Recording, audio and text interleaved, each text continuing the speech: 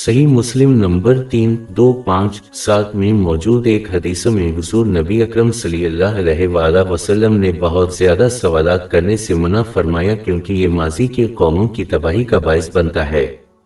मुसलमानों को चाहिए कि वो अपनी इस्तिताअत के मुताबिक जिस चीज़ का इन्हें हुक्म दिया गया है वो करें और जिस चीज़ से इन्हें मना किया गया है इससे परहेज़ करें।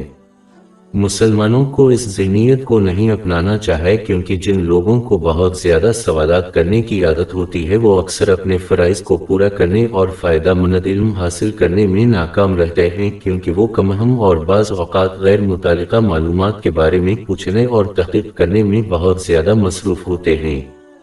ये ज़हनियत किसी शख्स को इस क़स्म के मसाइल पर बहस करने की तरगीब दे सकती है।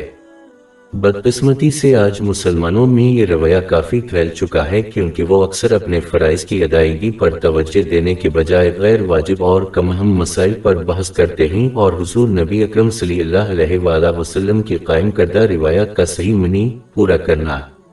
इनके मुकम्मल आदाब और शराइत के साथ। ये वो लोग हैं जो इस अहम फ़र्ज़ को अदा करने में अक्सर नाकाम रहते हैं।